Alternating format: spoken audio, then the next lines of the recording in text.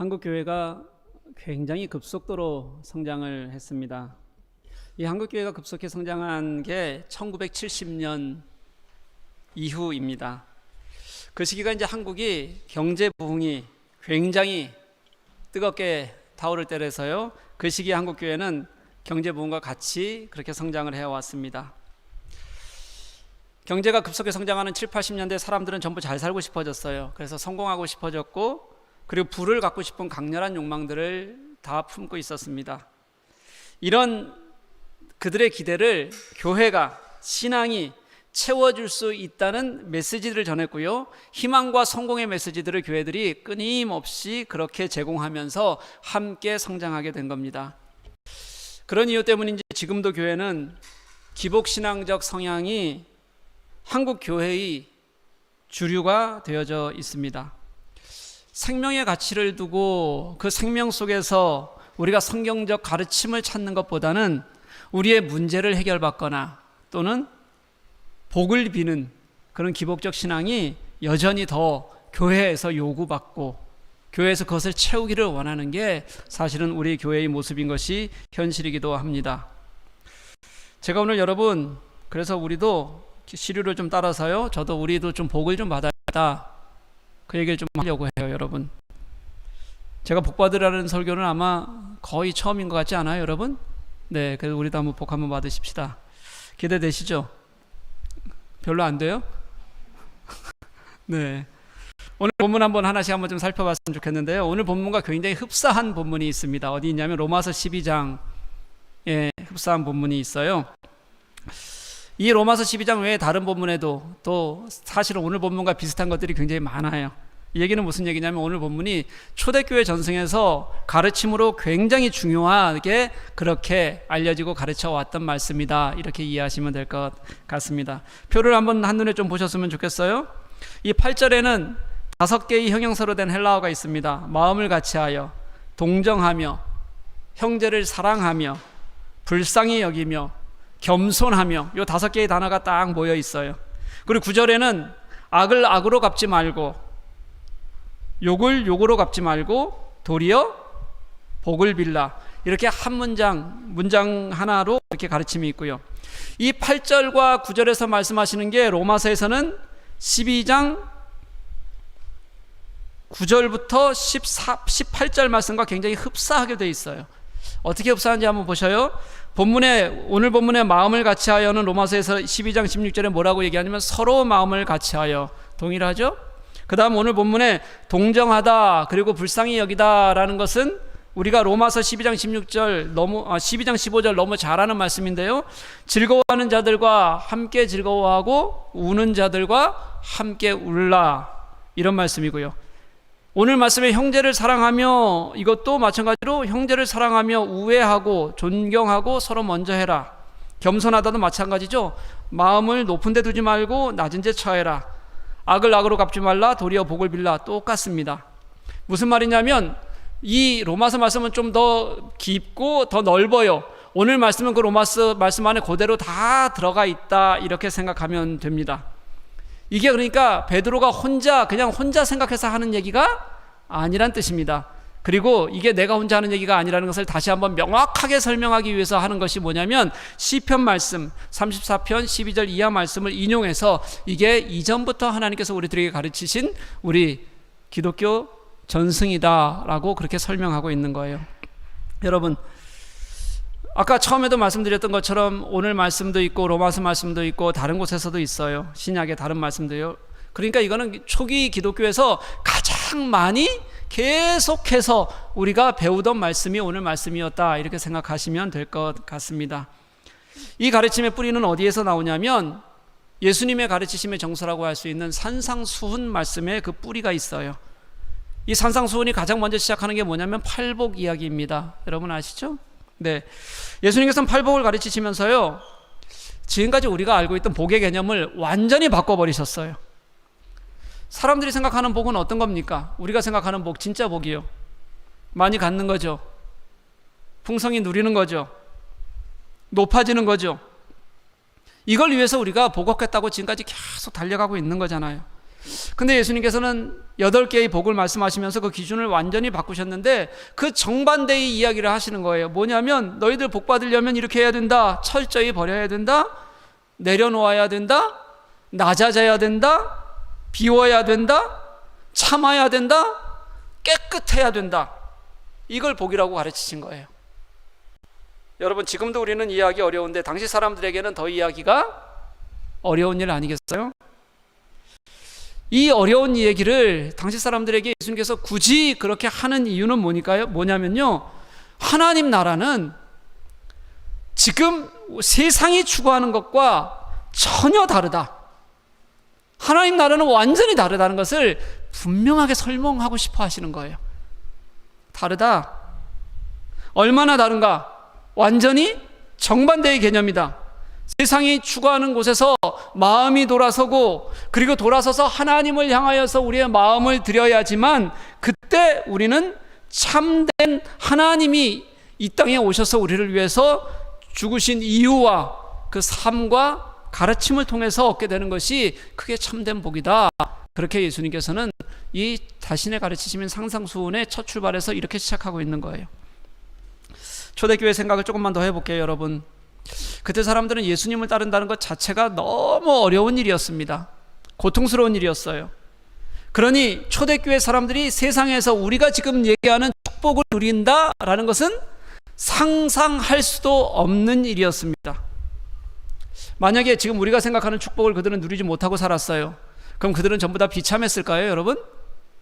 자신들은 다 비참하다고 생각하면서 예수를 그렇게 따랐을까요? 그럴 리가 없겠죠. 그들은요, 그렇게 세상적인 축복에서 멀어졌는데도 불구하고 우리는 복을 누리면서 살고 있다는 것을 분명히 깨달았어요. 우리는 은혜 속에 살고 있다는 것을 분명히 느꼈어요. 왜냐하면 오늘 본문이 말하는 복을 그들은 뭐하고 있는 거예요? 누리며 살고 있기 때문에 그런 겁니다. 사랑하는 교회 여러분, 복 받기 원하십니까? 이럴 때 대답은 좀 하셔요. 복 받기 원하십니까? 네, 오늘 말씀에서 그 해답을 좀 찾을 수 있었으면 좋겠어요. 8절 말씀은 우리 그리스도인 공동체, 그러니까 여기 있는 우리가 서로 어떻게 해야 될지에 대해서 말씀하고 있는 겁니다. 원문이 5개의 형용사로 되어 있는데요, 먼저 뜻을 한번 살펴볼게요. 마음을 같이하여. 이 공동체 안에 영성에 관한 건데요, 어떤 얘기냐면 이 말은요, 영적 일치감이 확실해서 불화라는 것은 생각할 수 없는 정도의 상태, 이렇게 생각하면 돼요.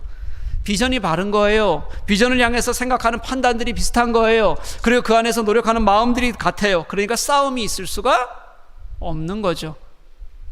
그 안에 누가 계시니까?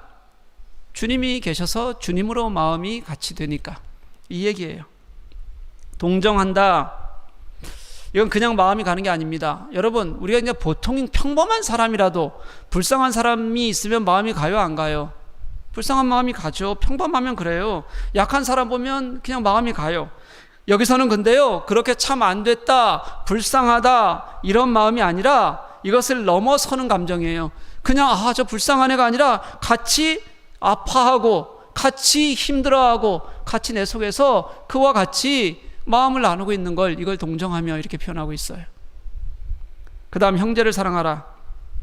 이건 그냥 사랑하는 게 아니라요, 그리스도의 사랑으로 결속시켜주는 자기 희생적인 사랑을 말하는 겁니다. 다시 말하면 이 사랑을 서로 주고받잖아요. 그럼 어떻게 된다는 거냐면 서로에게서 그리스도를 발견하게 된다는 거예요. 희생적인 사랑을 주고받는 걸 통해서 그리스도를 보는 거예요. 불쌍히 여긴다.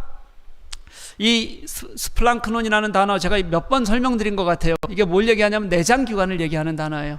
예전에는 우리의 이 깊은 감정과 생명의 일이 심장이 아니라 어디서 나타난다고 생각했냐면 내장에서 올라온다고 생각했어요. 그러니까 이건 무슨 뜻이냐면 이 우리의 내장, 인간의 내장 깊은 곳에서 올라오는 사랑하는 마음, 연민하는 마음, 불쌍히 여기는 마음, 이런 걸 얘기하는 거예요. 이 속에서부터 올라오는요. 내가 어떻게 안 할 수 없는 거예요. 감당하지 못하는 거예요. 마지막으로 겸손하다. 이건 우리가 너무 잘 알죠. 예수께서 직접 우리들에게 삶으로 보여주시고 그리고 교훈하신 기독교의 본질적인 가르침입니다. 예수님께서 그렇게 가르치신 대로 그리스도인은 하나님 앞에 겸손해야 되는데요, 하나님 앞에 겸손하기 위해서 그것이 증거가 어디에서 나타나냐면 우리 서로 간에 겸손해서, 우리가 서로가 서로를 세워주는 겸손해서 그 증명이 된다는 뜻입니다. 여러분, 이 5가지 이 형용사로 되어져 있는데요, 이 가르침이 누구의 삶과 닮아 있는 것처럼 보이지 않으세요? 여러분, 혹시 누구의 삶과 닮아 있는 것처럼 보여요? 예수님이요. 예, 물론 마음에 저라고 생각하시는 분들도 없지는 않으실 것 같긴 한데 예수님이 맞아요. 네. 예수님의 삶이 그대로 녹아 있는 거예요.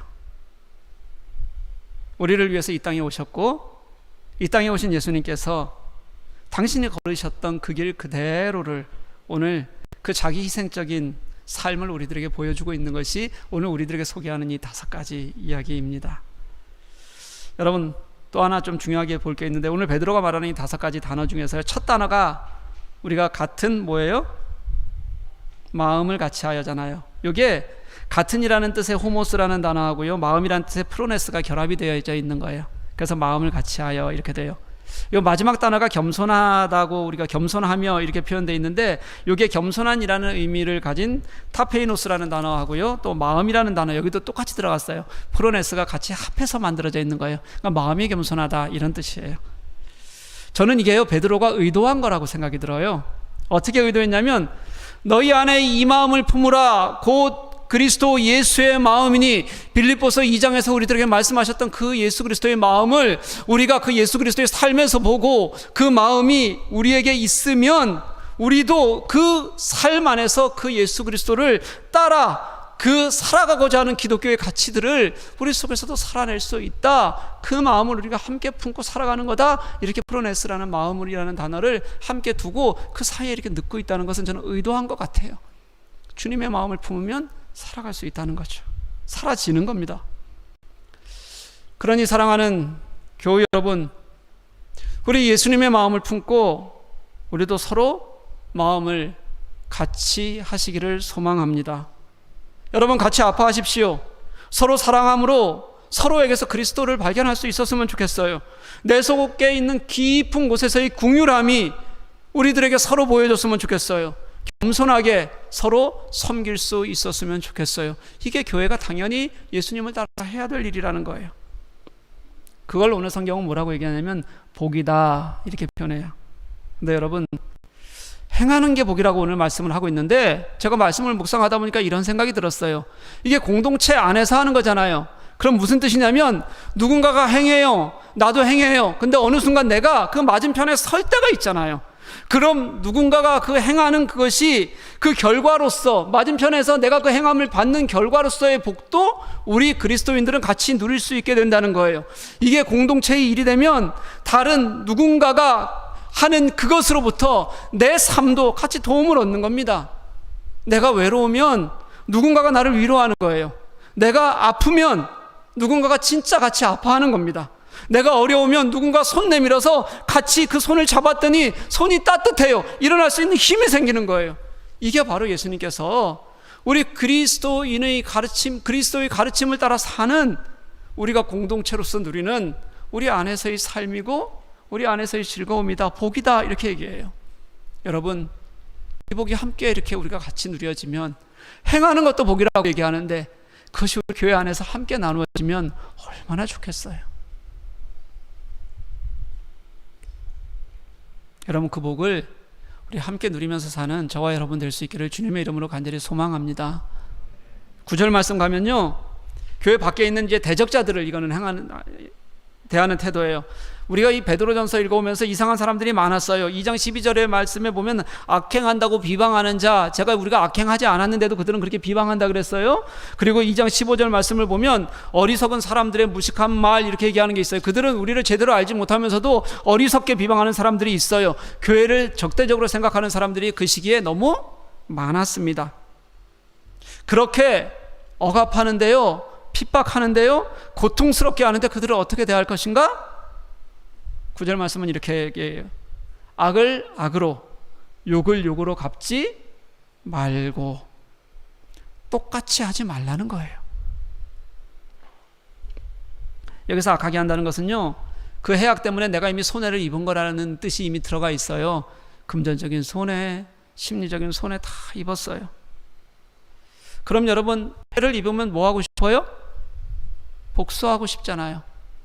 그런데 그걸 조심하라는 거예요. 우리가 위기가 있고 어려움이 있고 심한 박해가 있고 고난에 처해 있는데, 그런 우리들조차도 그런 상황 속에서도 복수하고 싶어도 그 마음을 참자. 우리 안 갚음하지 말고 살자. 그러고 싶은 마음이 있으면 그 마음을 버리자.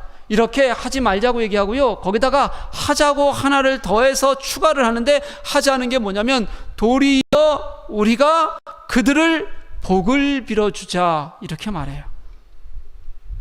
여러분, 왜요? 왜 복을 빌어줘요? 그러는데 베드로는 보았거든요. 그게 누구의 방법이라는 걸요? 예수님의 방법이라는 걸요. 베드로는 보았어요. 뭘 봤냐면, 그랬더니 예수 그리스도가 승리하는 걸 봤어요. 예수님께서 마태복음 5장, 이것도 산상수훈에 있는 말씀 계속인데요, 38절에서 48절에 이런 똑같은 상황을 가지고 구체적으로 이렇게 가르치셨어요. 눈은 눈으로, 이는 이로 하지 말아라. 악한 자를 대적하지 말아라. 오른뺨을 치면 왼뺨을 돌려대라. 속옷을 빼앗으려 하면 겉옷을 줘라. 오리를 가져가 하면 그냥 심리를 줘라. 원수를 사랑하고 박해하는 자를 위해 기도해라. 당시 그들이 고난받으면서, 그들이 고통받으면서 당할 수 있는 모든 일들을 구체적으로 하나하나 다 짚어가면서 그렇게 가르치신 거예요. 분명히 당하지 말아야 될 해악인데, 그런데 주님께서는 그래도 참고 도리어 기도하고 축복해라. 이게 마태복음에만 있지 않고요, 누가복음 말씀에 가면 6장 말씀에서도 똑같이 또 이런 말씀을 되풀이하고 있어요. 여러분, 이 도리어 참으라는 말은요, 이 도리어라는 말은 내가 지금 보고 있는 쪽과 반대쪽에 있다는 뜻이에요. 그래서 내가 이 반대쪽에 길이 있으니 내가 지금까지 경험하고 생각하고 하던 것에서 반대쪽에, 그 반대쪽을 이렇게 바라보는 거예요. 이렇게 돌이켜서 방향을 보았더니 그 돌아선 그곳에서 예수님께서 우리들에게 말씀을 하시는 거예요. 그래, 도리어 네가 돌아선 그곳에서 우리 같이 복을 빌면서 살아주자. 여러분, 그렇게 하고 싶은 생각 별로 없죠? 그렇죠? 솔직히 말하면요, 잘 안 되겠죠? 될 리가 있겠습니까, 우리가? 근데 왜 그렇게 우리가 힘든데 그렇게 해야 될까요? 지금 우리의 상식으로는 도저히 이해가 안 되는 얘기인데, 불가능할 것 같은데 왜 우리가 그렇게 해야 될까요? 오늘 말씀을 보니까, 왜냐하면 우리가 그것을 위해서 부르심을 입었기 때문이에요. 이를 위하여 너희가 부르심을 받았으니. 그 부르심을 길을 가면요, 주님이 갚아주실 것을 아니까 그래요. 여러분 믿으십니까? 주님이 갚아주세요. 그렇게 부르시는 이유가 주님이 갚아주시려고 그러시는 거예요. 그렇게 갚아주시는 것이 우리에게는 가장 큰 축복이라는 것을 우리들에게 가르쳐 주시고 싶어서 그러시는 거예요. 베드로는요, 지금 소아시아 지역에서 그들은 진짜 고난당하고 있거든요. 우리가 생각하는 그냥 조금 누구로부터 상처 입은 걸 얘기하는 게 아니에요. 그렇게 고난당하는 그리스도인들에게 그들이 당하는 억울함을 그냥 참아라, 참으면 복이 온다, 단순히 그렇게 말하는 것이 아니라요, 그 고난마저도 하나님께서 너희들을 불러주신 소명이다, 그렇게 소명으로 바꿔내고 있는 거고요, 그 소명 안에서 너희들은 그렇게 부르심을 받았으니 그것을 행하는 게 복이다, 이렇게 우리들에게 가르쳐 주시는 거예요. 이게 왜 여러분 가장 큰 복이냐면요, 오늘 이 말씀을 처음부터 이렇게 본문을 읽어보면 이 말씀 속에 베드로전서 곳곳에 녹아있는 종말론적 사상이 들어가 있어요. 여러분, 솔직히 얘기하면 우리 천년만년 계속 그냥 이렇게 살 것 같죠? 그렇죠? 그런데 아닙니다. 여러분, 우리가 신앙을 제대로 가지면 우리는 언제 오실지 모르는 예수님을 기다리며 사는 거예요. 이걸 먼저 불러주신 사람들이기 때문에 그걸 소명으로 그리스도인의 삶을 살아가는 겁니다. 만약 오늘이 마지막이잖아요? 그러면 오늘 그 시간을 예수님과 당신의 소명으로 사는 게 얼마나 즐거운지, 오늘의 마지막 날이라면 여러분 그걸 느끼면서 산다는 거예요. 그게 얼마나 소중하겠어요. 만약에 오늘이 마지막이 아니에요. 그렇더라도 오늘이 마지막인 것처럼 내 삶에서 하나님의 나라를 같이 살아내고 구현해내면 그게 얼마나 좋을까. 그렇게 살아냈는데 그 끝에서, 그게 언제일 줄 모르는 오늘이든 내일이든 그 끝에서 우리가 주님을 만나는 거예요. 그렇게 살아가는 종말론적 삶을 사는 끝에서 주님을 만났는데, 그렇게 우리가 양보하고 그리고 도와주면서 함께 그리스도를 보면서 살았는데, 그렇게 주님을 만나니 그 시간이 얼마나 참된 복 있는 시간이겠냐. 그렇게 주님을 만나면 이렇게 설명하고 있는 거예요, 오늘 말씀이요. 여러분, 그 주님이 오늘 여러분과 저의 삶의 주인이시고, 오늘이 어쩌면 마지막일지도 모르는 당신과의 삶을 축복 속에서 살게 하시는 거다 믿고 살아가는 저와 여러분이 좀 됐으면 좋겠어요. 그게 우리가 살아가는 방법입니다. 그리고 오늘 그 삶의 시간 하나하나에 내가 혼자 하는 것 같은데 주님께서, 하나님께서 함께 하신다고 말씀하세요. 우리 12절 말씀은 좀 조그맣게 같이 한번 읽었으면 좋겠습니다. 같이 한번 읽습니다. 시작. 주의 눈은 의인을 향하시고 그의 귀는 의인의 광구에 기울이시되 주의 얼굴은 악행하는 자들을 대하시느니라. 아멘. 하나님이 함께 하신다는 거예요. 우리가 하나님의 부르심에 합당하게 공동체를 향하여서는 마음을 같이 하고 동정하고 형제를 사랑하고 불쌍히 여기고 그리고 겸손하게 살면, 우리가 하나님의 가르침에 합당하게 세상을 향해서는 악을 악으로 욕을 욕으로 갚지 않고 도리어 그들의 복을 빌어주면, 그러면 하나님께서 우리를 향한 시선을 멈추지 않으신다는 거예요. 하나님께서 그때 우리가 어떤 환경 속에서 그렇게 할지, 때로는 내가 힘들고 어려워서 주님께 온전히 간구하고 부르짖을 때 우리의 그 소리에서 귀 기울여 주신다는 거예요. 우리에게 응답해 주신다는 의미입니다. 그렇게 우리에게 복 주시는 하나님이세요. 내가 어떤 절망에 있건 간에요, 내가 어떤 어려움에 있건 간에요, 나 홀로 두지도 않으시고요, 나를 떠나지도 않으시는 분이 하나님이세요. 그게 하나님의 선하심이고 하나님의 우리를 향한 사랑이시고 하나님이 이 땅에 우리들에게 보여주시는, 당신을 사랑하는 사람들에게 보여주시는 정의예요.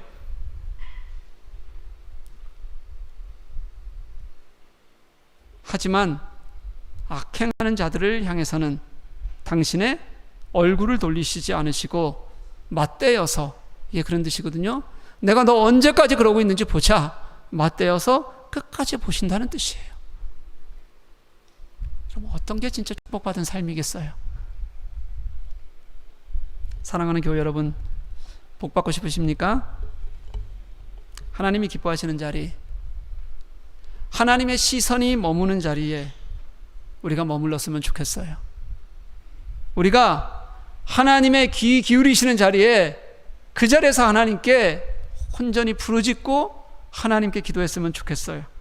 무슨 뜻이냐면 하나님께서 나를 보게 하고 하나님께서 나를 듣게 하는 겁니다. 저는 종말론적 삶을 산다는 게 너무 좋아요. 어떨 때는 그런 마음을 가지고 살다 보면 마음에 벅찬 감동을 하나님께서 주실 때가 참 많습니다. 내일 당장 주님이 오시는 게 좋다 이런 뜻이 아니에요, 여러분.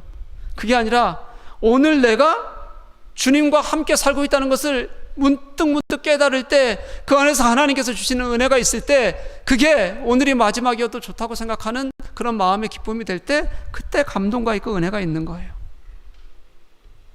내가 예수님의 삶을, 가르침을 사는데 그게 나 혼자 사는 게 아니라 주님께서 보시고 들으시면서 우리에게 시선을 떼지 않으시고 이것이 우리 서로에게서 어떻게 나누어지는지, 그래서 우리가 서로가 어떻게 서로 나누어지는 것을 통해서 이게 그리스도인의 삶이고 그리스도인의 은혜구나라고 느끼며 깨닫고 살아가는지, 그게 저는 종말론적 삶을 사는 우리들에게 정말 가장 큰 주어진 소명이고, 그리고 하나님 앞에 축복이라고 저는 확신해요. 사랑하는 교회 여러분, 정의의 하나님, 사랑과 생명의 하나님을 그렇게 우리가 서로 만나가는 겁니다. 그게 복이다. 그게 가장 큰 축복이다. 그렇지 않으면 우리는 여전히 안타깝게도 기복신앙을 복으로 여기며 살게 될 겁니다. 하나님과 관계없는 것들을 구하고 그것들을 복이라 여기며 하나님이 주셨다고 여기며 그렇게 살아가게 될 거예요. 여러분, 우리 같이 복 받으시면서 사십시다. 기왕이면 여러분 물질의 축복도 많이 받았으면 좋겠어요. 이럴 때도 크게 아멘 해도 돼요. 여러분 물질의 축복도 많이 받았으면 좋겠어요. 제가 우리 교우들 보면 너무 마음이 아파서요. 진짜 목회자로서 많이 받았으면 좋겠어요. 그런데요, 그것도 받는데 진짜 복은 나의 주님이, 나의 하나님이, 그 하나님이 내게 살게 하시는 것이 진짜 복입니다. 그게 은혜입니다. 그걸 느낄 수 있으면, 그게 내 속에서 좋아라 할 수 있는 일이면, 그게 나의 삶을 기쁘게 살게 하는 일이면, 그 가르침 그대로 그리스도인으로 살아가는 게 얼마나 좋은지를 누리며 사는, 그런 복을 누리며 사는 저와 여러분 될 수 있기를 주님의 이름으로 간절히 축복합니다. 우리 함께 찬양하실게요.